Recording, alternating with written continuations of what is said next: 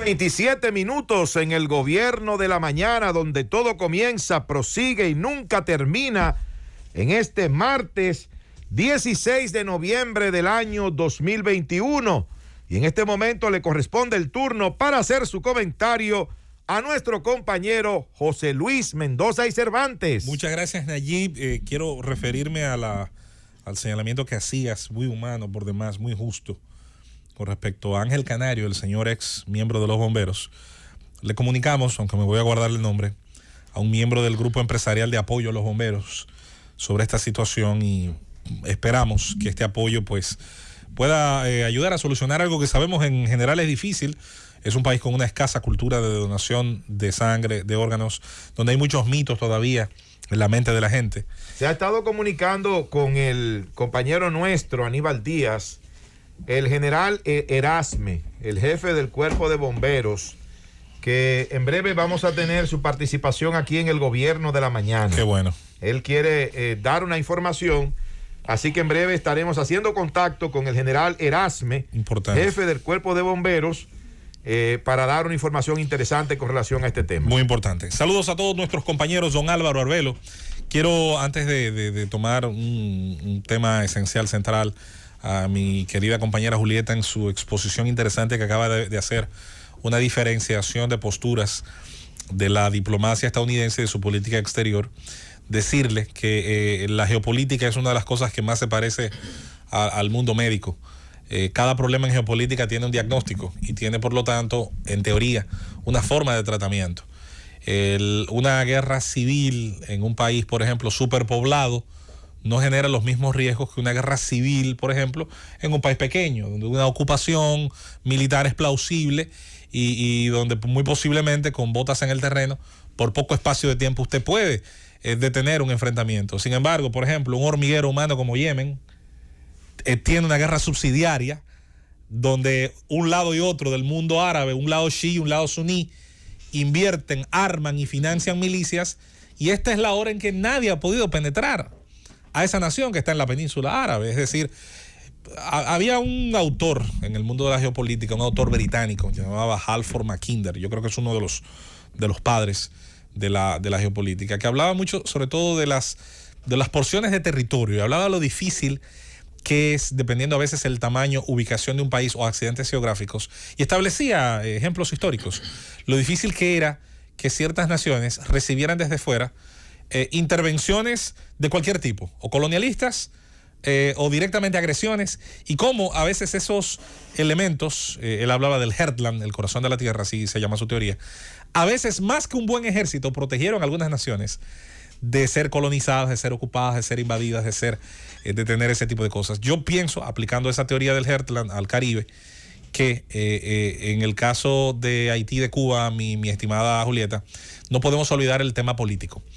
Hay un estado de la Unión Norteamericana que lleva por nombre Florida, donde el voto cubano y donde la opinión de esa gran porción de población de origen o de nacimiento cubano espera de autoridades estadounidenses por las que vota, a las que endosa su voto o les rechaza, espera posicionamientos que son más poderosos en materia de su política exterior que ciertamente la que Haití pueda tener. ¿Por qué? Bueno, por razones de población de origen haitiano, por el posicionamiento político que pueda tener esa población, por su fortaleza o la falta de ella en materia política y económica. Al final también no puede ser ni será el mismo el tratamiento. Creo que hay en el Congreso de los Estados Unidos un solo miembro de la comunidad haitiana en Estados Unidos.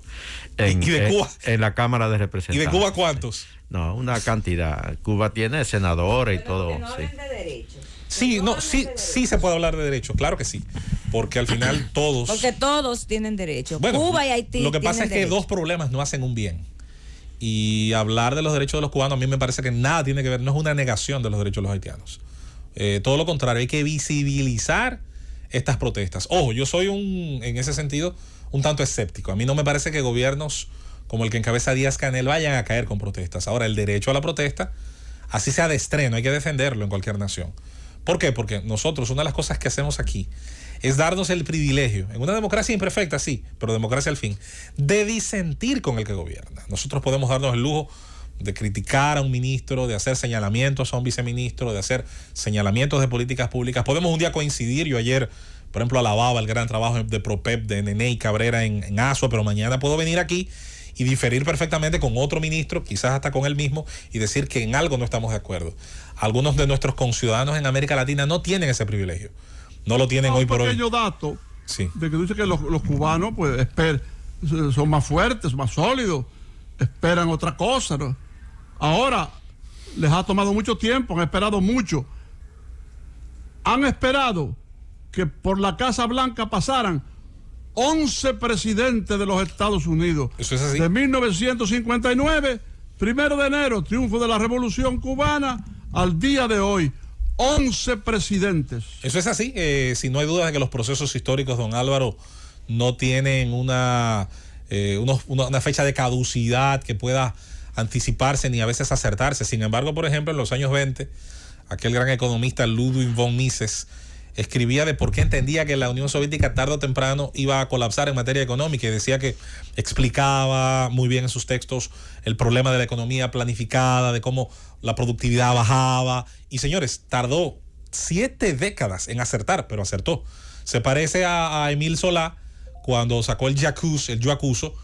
Solá ganó desde la tumba, no ganó en vida, no pudo ver el término del caso Dreyfus. Sin embargo, sus tesis, sus acusaciones, sus ponderaciones sobre ese proceso histórico en la Francia de finales del siglo XIX e inicio del siglo XX terminaron dándole la razón. A veces hay naciones que han tenido que esperar mucho más para salir o evolucionar de procesos tiránicos a realidades democráticas. Muchos. Sí. Fueron muchos, que tú lo sabes mejor que yo. Fueron muchos los que apoyaron la causa del capitán Dreyfus. Así es. Falsamente acusado de traición en la Primera Guerra Mundial. Y fue una acción antisemita, una acción contra los judíos. Y entonces esto lo llevó a cabo un hombre notable que escribió artículos de los que salieron una revista, una novela. Una biografía, una crítica sociopolítica, ¿verdad? Ahora, él recibió el apoyo de muchos autores importantes y aún muerto seguían apoyando la causa del capitán Dreyfus. Eso es así, muy de acuerdo con eso, don Álvaro. Ese caso que hoy es un caso de estudio en relación a todo lo que tiene que ver con juicios políticos, racismo, el uso de la prensa, señores, como muy bien dice don Álvaro, en contra a veces de una causa. Pero bien, fuera de este tema de Cuba, de Haití, que me parece muy interesante, sobre todo por cómo de manera irónica hoy se critica una potencia por no intervenir, cuando en otros casos se le critica por intervenir. Las intervenciones... Solamente agrego algo breve, José Luis Mendoza. Así es. Y es que Émile Zola, naturalista, el autor de J'accuse, tanto los artículos, porque él lo escribió en artículos, después esto fue recogido en un libro. Bueno, él, estando en Inglaterra, los intereses contra los que él luchó lo mataron, lo envenenaron con monóxido de carbono.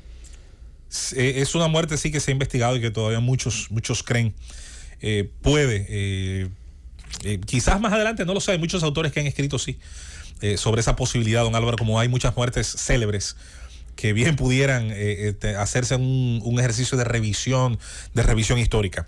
Miren, quería hoy, en esta parte ya final y más breve de nuestro comentario, compañeros, abordar una noticia positiva. Las noticias positivas gustan, pero no tanto como la gente pudiera pensar. Creo que fue en Suiza que hubo un intento de hacer un periódico solo de buenas noticias. El asunto es don Álvaro, que quebró a los 6 meses. Quebró a los 6 meses porque solo daba noticias positivas. Solo daba noticias buenas. Entonces la gente, mal que bien, guste o no, es parte de la naturaleza humana. La gente quiere estar informada. La gente quiere saber de lo asaltos, que está pasando. Las cosas negativas son parte de la humanidad y hay que enterarse de ellas para, con información, reaccionar ante ellas. Eso es evidente. Brano, perdona que te interrumpa, querido y admirado colega y amigo. Al principio señalé que los investigadores israelíes ya descubrieron que la saliva preña a la mujer. Ofrézcome. ¿Cómo? O sea, que así ya la preñez y la saliva. ¿Cómo? Ya anoche se anunció que el instituto que llevó a cabo por años estas investigaciones determinó, por ejemplo, usted coge a la mujer, ¿verdad? Está desnuda o se ha levantado el vestido, la abre, ¿verdad? ¿Cómo? Le abre sus partes y la escupe. Y ese escupitajo la deja preñada. ¿Y qué nacería entonces de eso? Porque de verdad que es una... No, eso es un trabajo de investigación. Ahora se dará a conocer. Ahora es un problema. Yo lo escuché anoche en la televisión italiana. Hay un problema. Eso está ya demostrado. La saliva y la preñez se llama el estudio.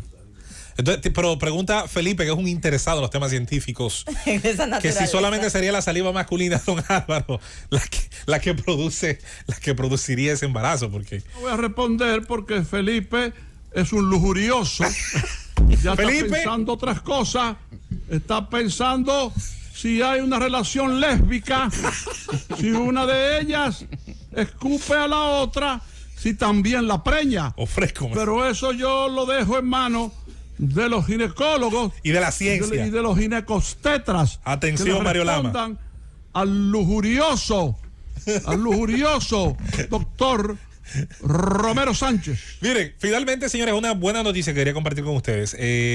Los indicadores económicos han tenido una luz al final del túnel, un inicio de vislumbrar un arco iris, de esa señal después del diluvio, que han sido los precios altísimos de los costos de, señores, las mercancías, moverlas de los grandes centros fabriles e industriales del mundo, esencialmente al sudeste asiático, China, Vietnam, la India, o a donde quiera que se producen grandes cantidades de mercancía, el caso estadounidense, la gran Alemania, que es una locomotora económica, como todos saben, entre otras regiones del mundo que se identifican con ese desarrollo industrial que lo mantienen y donde con el gran avance tecnológico pues producen mercancías que luego el mundo compra, consume. Y es que comienza a darse la tendencia a la baja en los precios de los fletes. Caídas de un 4%, 5%, para verlo en dólares puede verse caída incluso hasta de más de $10, $11, $12.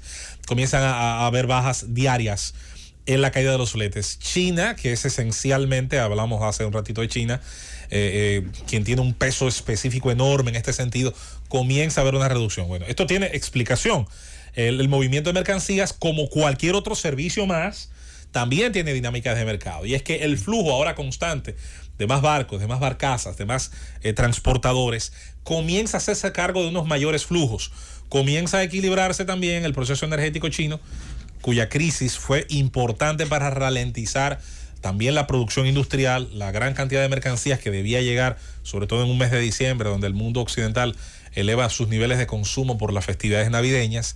Comienza a darse ese proceso. Si bien hace días ese anuncio se hizo, yo personalmente quise esperar a que fuera una tendencia, donde se pudiera decir que es una tendencia global y no una tendencia única o puntual, que pudiera a lo mejor ser inspirada simplemente por un hecho que se da en una región. Pues no. Comienza a darse también en otras partes, no solamente en los grandes puertos de China, no solo en las grandes ciudades, en los grandes centros fabriles del gigante asiático. Comienza a darse en otras partes del mundo, comienza a darse en esa costa europea norte, la Banana Azul, los puertos de Rotterdam, Hamburgo. Y eso, señores, tarde o temprano, por el efecto dominó, tendrá que disminuir precios, tendrá que reflejarse en el índice de precios al consumidor, que como muy bien había citado Rosendo hace unos días y como muy bien había citado Felipe en su retorno de los Estados Unidos, ha tenido un reflejo incluso en naciones altamente desarrolladas cuyos índices de precio al consumidor están en niveles altísimos. En Estados Unidos 6.2%, según el último reporte. Allá van a bajar cuando la situación cambie. Donde yo no creo que bajen es aquí. Ah, bueno. Porque aquí, después que las cosas suben, es difícil que no hay nadie que, ni la temperatura baja aquí. Lo cual demuestra entonces que a más abierta una economía, más posibilidad que los precios se sinceren en el mecanismo de la oferta y la demanda que hace tantos años describió Adam Smith en el libro de La riqueza de las naciones y otros textos más. De todos modos, no deja de ser positivo, no deja de ser una buena noticia, no deja de demostrar, yo en eso me considero un humanista, yo creo en la capacidad del ser humano lograr mejorar cualquier escenario. El escenario de la pandemia ha sido duro, las decisiones que se han tomado a la raíz de la pandemia, no todas han sido acertadas, algunas de ellas han terminado provocando gran parte de esta espiral inflacionaria, gran parte de esta situación que ha ralentizado el movimiento económico alrededor del mundo, pero no hay nada tan malo que pueda ocurrir que no pueda iniciar procesos de solución, que no pueda iniciar procesos que se diluyan. Y es importante decir... Porque, sí. Ojalá no terminara, fuera el resto del programa, porque eso está sumamente interesante y nos compete a los dominicanos directamente, pero por debajo, me acaba de traer la joven, por debajo de la puerta, una nota que amplíe lo que yo dije de la saliva y la preñez. Yo no lo puedo ampliar. A ver. Porque yo no sé nada de eso. Hay que esperar que se publique completo, en gran parte, el estudio hecho por los científicos israelíes, ¿verdad? Pero que no lo malinterpreten ni lo pongan, porque a lo mejor aparece una mujer que le diga al marido o al novio o a un chulo, ¿verdad? Lo llame y le diga: ay papi, ven, escúpeme. ¿Qué es esto? Llévatelo, Cundo.